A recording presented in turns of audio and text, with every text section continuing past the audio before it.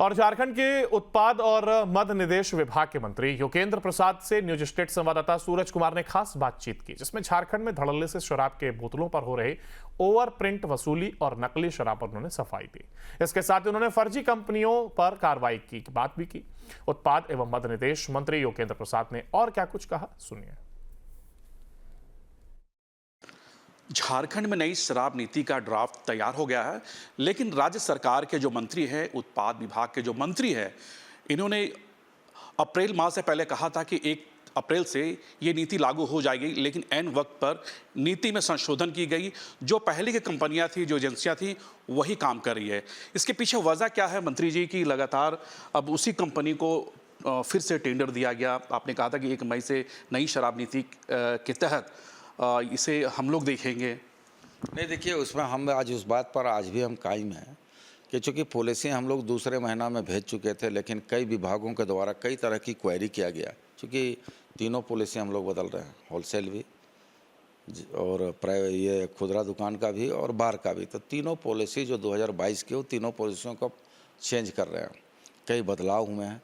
तो उसके अंदर बदलाव के क्रम में कई विभाग के द्वारा उस पर कई तरह की क्वेरी किया गया। उन क्वेरियों को पूरा करते करते समय निकला और हम समझते हैं कि अति शीघ्र कैबिनेट में मामला आएगा और कैबिनेट में अनुमोदन के पश्चात हम लोग उसको पब्लिश करेंगे। लेकिन आप जो कह रहे हैं कि हम लोग उसको एक्सटेंशन दिए हैं पुराने प्लेसमेंट एजेंसियों को, तो हम लोग शर्त दिए हैं उसको। हम लोग कितने महीने का दिए हैं? वो मात्र 2 महीने का, लेकिन उसमें शर्त यह है कि 2 महीने के से पहले अगर हमारी पॉलिसी आ जाती है तो फिर हम अपने पॉलिसी में काम करेंगे, उनका एग्रीमेंट समाप्त हो जाएगा। लेकिन आपको नए पॉलिसी का जो ड्राफ्ट है आपने कैबिनेट को प्रस्ताव भेज दिया है।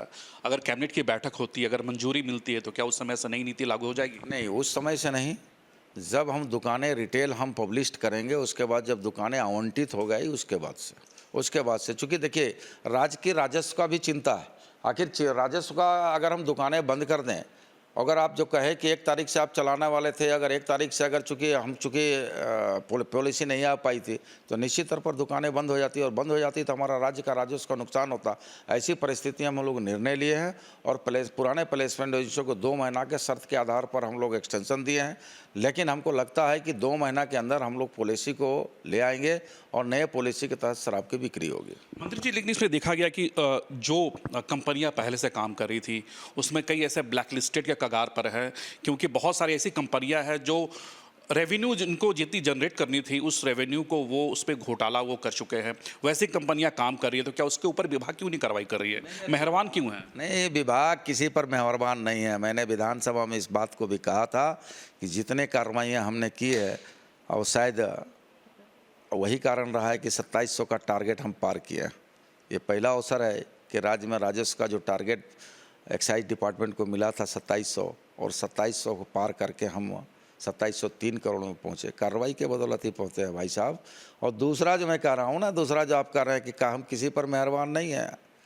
मेहरबान जो कंपनियां फर्जी बीजी दिया था, उस पर कार्रवाई हो रही है। विधि विभाग से राय लिया गया है, विधि सम्मत कार्रवाई करेंगे और स्पष्टीकरण पूछा गया। कई प्रक्रिया हम शुरुआती प्रक्रिया कर चुके हैं, और उनके जो दूसरे जिले में जो बीजी जमा था वो जो सही बीजी था, उसको हम जब्त भी कर चुके हैं। आपकी संज्ञान में मैं देना चाहूँगा।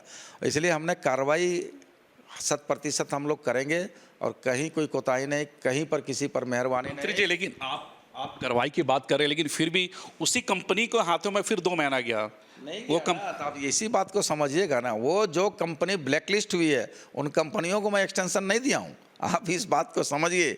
दूसरे कंपनी जो सही है, उस कंपनी को उस जिला का अतिरिक्त प्रभार दिया गया। उस कंपनी को ब्लैकलिस्ट किया गया। ब्लैकलिस्ट करने की प्रक्रिया चल रही है, उस विधि सम्मत कार्रवाई करने की प्रक्रिया चल रही है। उस कंपनी को एक्सटेंशन नहीं दिया गया है। शायद ये आपका प्रश्न नहीं, शायद विपक्ष का प्रश्न है। विपक्ष को जाके कह दीजिएगा कि भाई ये उन कंपनियों को नहीं दिया गया है।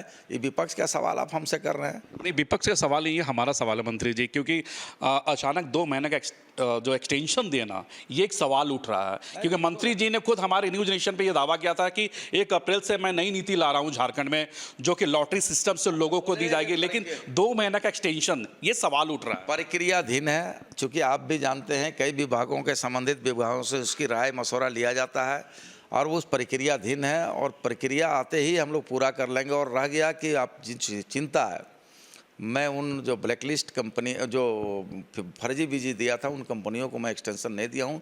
उन दोनों कंपनियों के पास 7 जिला था, सातों जिला दूसरे प्लेसमेंट एजेंसियों को हमने प्रभार दिया। अच्छा मंत्री जी, एक सवाल ये है कि जो नई शराब नीति जो आप लेके आ रहे हैं, जिसका ड्राफ्ट आप तैयार कर रहे हैं, कैबिनेट को आपने मंजूरी के लिए भेजा गया, तो वो सिस्टम क्या होगा? वो लोग जानना चाह रहे हैं कि आखिरकार वो सिस्टम क्या होगा, लोग उसको कैसे उस चीज़ों को लेना पसंद करेंगे, किस माध्यम से लेंगे, वो लोग जानना चाह रहे हैं। पहला तो हर बोतल पर निगरानी होगी, हर बोतल पर निगरानी। दूसरा, जो 75% यहाँ वैट था उसको हम कम करके 70% कम किए हैं, मात्र 5% वैट रखें। इसलिए 5% की वैट को हमने घटाया है कि चूँकि अब पश्चिम बंगाल को देखें, छत्तीसगढ़ में देखें, खास करके पश्चिम बंगाल में देखें तो वहाँ वैट कम था, जिसके चलते वहाँ शराब सस्ती थी। अब हम झारखंड में भी वैट घटाएं तो शराब सस्ती होगी, तो शराब सब सस्ती होगी तो बिक्री भी बढ़ेगा, और बिक्री बढ़ेगा तो हमको राजस्व भी बढ़ेगा। जहां हम 2700 करोड़ का इस बार का टारगेट 24-25 में था, हमको लगता है कि हम 4500 करोड़ पार करेंगे। तो निश्चित तौर पर 20 से 30% कीमतों की घटने से शराब का खपत ज़्यादा होगा, और खपत ज़्यादा होगा तो राजस्व हमको ज़्यादा मिलेगा। और मैं तो कहता हूँ, बड़ी स्पष्ट हम कह रहे हैं, हर लोग को हम ये बात कहते हैं कि राज्य का राजस्व जो टारगेट मिलेगा उसको निश्चित तौर पर उसमें हम खरा उतरने काम करेंगे, विभाग खरा उतरने का काम करेगा। मंत्री जी, आपके विभाग के जो सेक्रेटरी है विनोद चौबे, वो अब सीबीआई के रडार पर हैं। 450 का घोटाला खुलकर सामने आया झारखंड में शराब को लेकर। नहीं, मेरे विभाग का सचिव अभी नहीं, तत्कालीन सचिव थे, और हमको भी अखबारों के माध्यम से, मीडिया के माध्यम से जानकारी मिली है। तो जो तथ्य है सामने आएगा, जांच है, जांच हो रही है, उसमें जो अद्यतन कार्रवाई होगा अगर सरकार करेगी।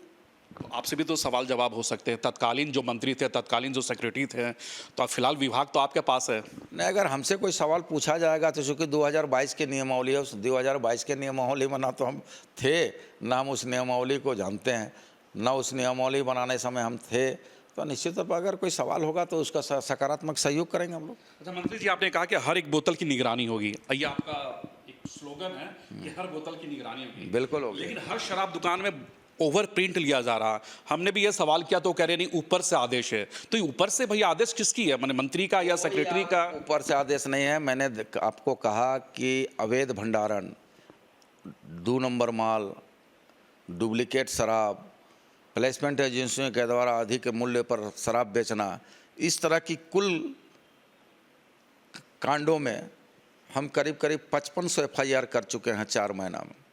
हम लोग आज भी हम आपको आश्वस्त कर रहे हैं, कहीं से अगर कोई विषय मिलेगा तो उस पर कड़ी कार्रवाई की जाएगी। संबंधित जिला के जो एक्साइज सुपरिटेंडेंट या एक्साइज कमिश्नर हैं, असिस्टेंट, उनको भी हम लोग कार्रवाई करेंगे। हम लोग किसी कीमत पर राज्य पे अधिक मूल्य पर शराब बिकेगा, यह कभी बर्दाश्त नहीं होगा।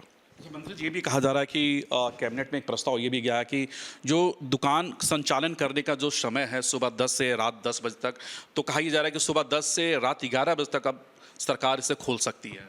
नहीं, तो जो प्रस्ताव गया है, अब हम लोग प्रस्ताव बेहतर के लिए, राज्य का राजस्व कैसे हो चुकी है, अमूमन आप देखते होंगे कि लोग 11, 10, 9 बजे, 8 बजे, 9 बजे तक काम में फ्री होते हैं, लोग जाते हैं, घूमते हैं, आते हैं। तो 11 बजे तक बहुत इसमें आश्चर्य, ये चौंकाने वाला कोई समय नहीं है। 11 बजे पीक आवर होता है, तो अब 11 बजे तक हम लोग खोलने का प्रस्ताव रखे हैं, और उस प्रस्ताव में हम लोग 11 बजे तक के बाद हम लोग बढ़ेंगे। और ड्राई डे का भी हम लोग कुछ प्रस्ताव रखे हैं कि बहुत सा ड्राई डे घोषित किया गया है, उन ड्राई डे में भी नियम को संशोधन किया जाए। इस तरह से कई जो हम लोग राज्य के राजस्व को प्राप्ति के लिए जो बेहतर हो सकता है, अधिक से अधिक राजस्व की प्राप्ति हम कैसे कर सकते हैं, उस दिशा में कई हम लोग निर्णय लिए हैं, कई विचार विमर्श किए हैं। बाकी जब पॉलिसी आएगा तो आपको खुद ब खुद पता चल जाएगा। किस मॉडल आपने से इम्पैनल कर रहे हैं, क्योंकि आप कह रहे थे कि साउथ का जो मॉडल है वो हम अपनाएंगे कि ताकि ज़्यादा से ज़्यादा राजस्व राज्य सरकार को मिल सके, और क्या कुछ बदलाव आप कर रहे हैं? भी कह रहे हैं हम, केवल शराब, अवैध शराब का रोकथाम हो जाए, अवैध भंडारण का रोकथाम हो जाए, डुप्लीकेट दारू जो बनता है उसका रोकथाम हो जाए, और जो बॉर्डरिंग स्टेट से जो शराब आता था उसको अगर रोकथाम हो जाए तो निश्चित तौर पर राज्य का राजस्व बढ़ेगा। हम तो कह रहे हैं कि भाई ये पहले बार 2700 टारगेट पर, इस बार 4500 का हम लोग टारगेट लेके चल रहे हैं। धीरे धीरे हम लोग बढ़ेंगे, और हम लोग कई नियम लागू करेंगे, और कई कड़ाई भी हम लोग SOP तैयार कर रहे हैं कि ताकि संबंधित अधिकारी, पदाधिकारी या शराब बेचने वाला पर उस पर हम लोग कार्रवाई कर सकें। अच्छा, जो नया नियम आप लागू करने जा रहे हैं मंत्री जी, तो इसमें जो लॉटरी सिस्टम आप कह रहे हैं, तो वो क्या आधार होगा उसका? आधार है एनआईसी को दे रहे हैं लॉटरी करने के लिए, कोई प्राइवेट एजेंसी को नहीं दे रहे हैं, एनआईसी को दे रहे हैं। एनआईसी उसको सॉफ्टवेयर तैयार की है, एनआईसी के माध्यम से लॉटरी करा, बिल्कुल पारदर्शी तरीके से करेंगे लॉटरी। और जो लोग हैं, और सबसे बड़ी बात आपको बता देते हैं, एक दुकान से 4 दुकान, 1 3 4, ये 4 दुकान से बेसी हम लोग नहीं कर पा रहे हैं एक जिला में, और पूरे राज्य में एक आदमी को, एक कंपनी को, एक मैन को, एक नाम से, एक फर्म से उसको मात्र 36 दुकान देंगे। तो आप समझ सकते हैं कि गुजरात से जो व्यापारी आता था ना, बॉम्बे से जो व्यापारी आता था ना, छत्तीसगढ़ से जो व्यापारी आता था, अब नहीं, राज्य का छोटे उद्योगपति लोग, छोटे व्यवसायी लोग इस धंधे से जुड़ेंगे और उनका रोजगार भी होगा, राज्य का राजस्व की प्राप्ति भी होगी। अच्छा, मेन पावर पे कुछ कर रहे कि नहीं? जो शराब दुकान में जो मेन पावर जो के तहत जो लोग काम कर रहे हैं, वो कह रहे कि हमें तनख्वाह नहीं मिल रहा है, 5-6 हज़ार में घर नहीं चल पाता, समय पे तनख्वाह लोग नहीं देते, मेन पावर जो एजेंसियां हैं। देखिए, मैन पावर का जो एसओपी बना हुआ है, हमारा प्लेसमेंट एजेंसी जो है, प्लेसमेंट एजेंसी, उनके प्लेसमेंट एजेंसी के द्वारा उनको नियुक्त किया गया है, तो उसमें कई विषय आया है। हमारा कंपनी प्लेसमेंट एजेंसी के ऊपर बकाया भी है, बकाया है, तो इधर उनका तनख्वाह भी उनको नहीं मिल पाया है कि प्लेसमेंट एजेंसी, उस पर हम लोग देख रहे हैं।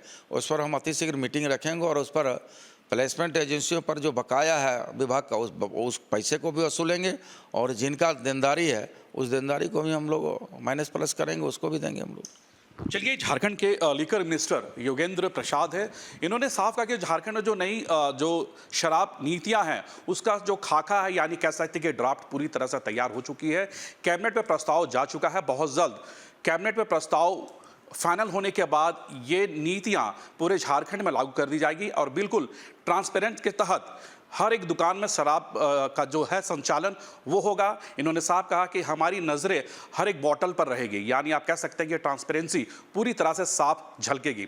अपने वीडियो जर्नलिस्ट समीर के साथ सूरज, न्यूज़ नेशन, रांची।